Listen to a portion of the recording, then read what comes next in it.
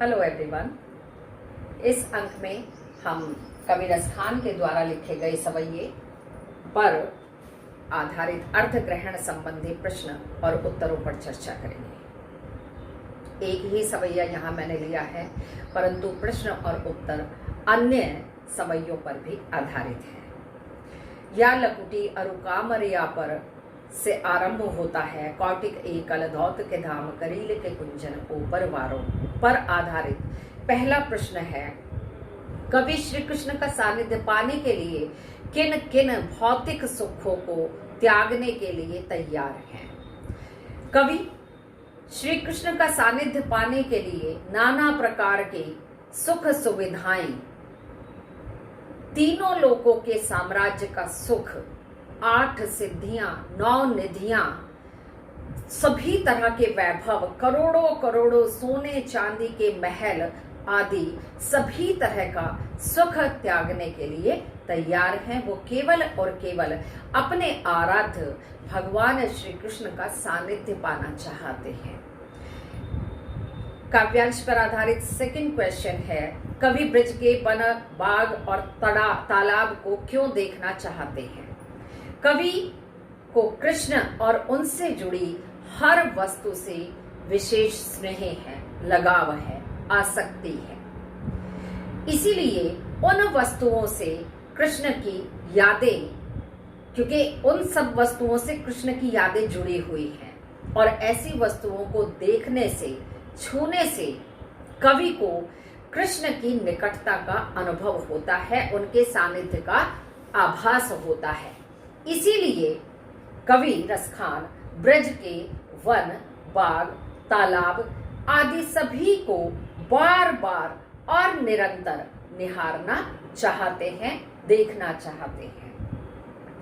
काव्यांश पर आधारित तीसरा प्रश्न है, काव्यांश से कवि के बारे में क्या पता लगता है, क्या पता चलता है।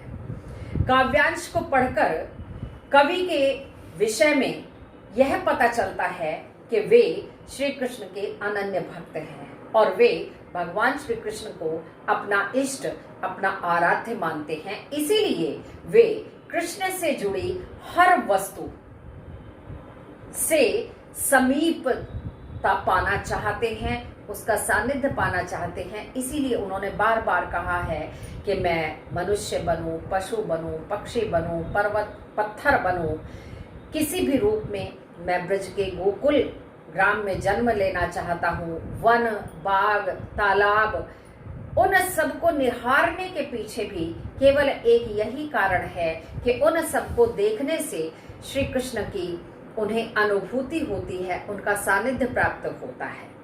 सेकंड प्रश्न है, ब्रज भूमि के प्रति कवि रसखान का प्रेम किन किन रूपों में अभिव्यक्त हुआ है।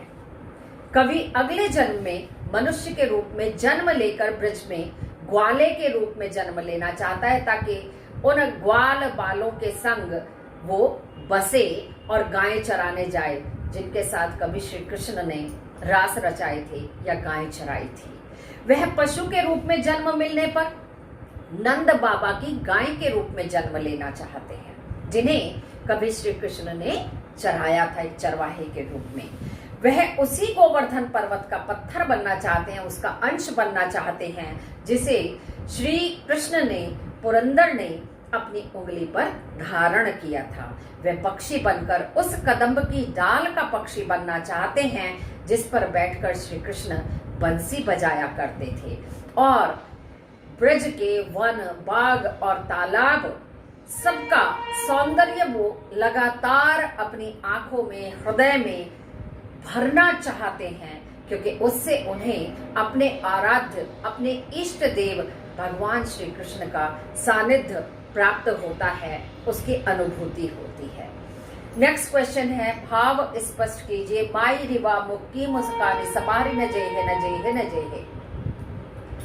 गोपियां श्री कृष्ण की मुस्कान से इतनी प्रभावित है, वह इतनी मनमोहक और सुंदर लगती है कि उसे देखकर वे अपनी सुध बुध, अपने होशो हवास खो बैठती हैं और वे विवश हो जाती हैं और स्वयं को संभाल नहीं पाती हैं।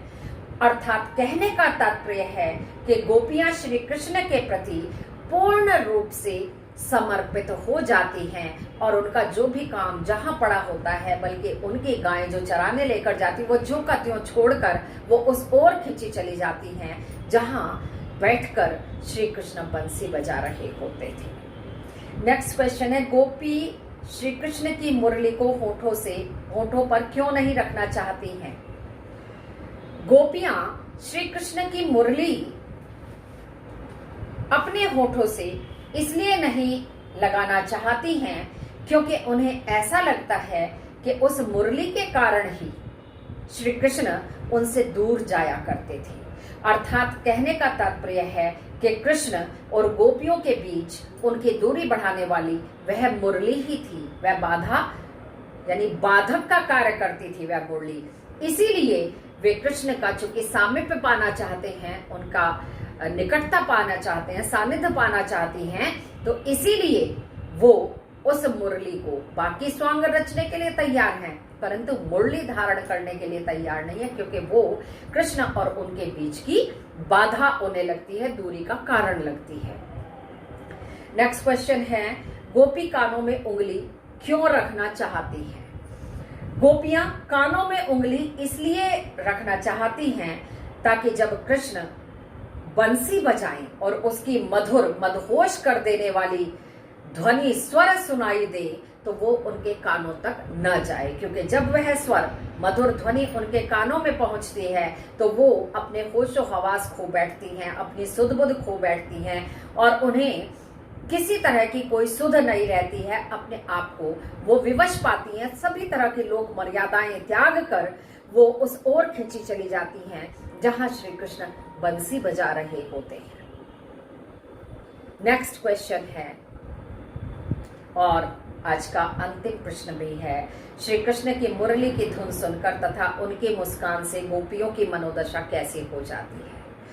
श्री कृष्ण की मुरली की ध्वनि मादकता से परिपूर्ण होती है, वह बड़ी कर्णप्रिय होती है, मधुर होती है, जो उन गोपियों को मदहोश कर देती है। इसके अतिरिक्त श्री कृष्ण की मुस्कान ब्रजवासियों तथा गोपियों को बेबस बना देती है, लाचार बना देती है। गोपियां श्री कृष्ण के सौंदर्य पर मोहित हैं और उनके द्वारा गाए गए जो बंसी की धुन होती है वह अनसुना कर देना चाहती हैं, पर उसको वो बेशक एक बार अनसुना कर दे, परंतु मुरली बजाते हुए श्री कृष्ण की जो मादक मदहोश मनमोहक मुस्कान है उससे वे बिल्कुल भी बच नहीं सकती हैं, अपने आप को रोक नहीं पाती हैं, संभाल नहीं पाती हैं।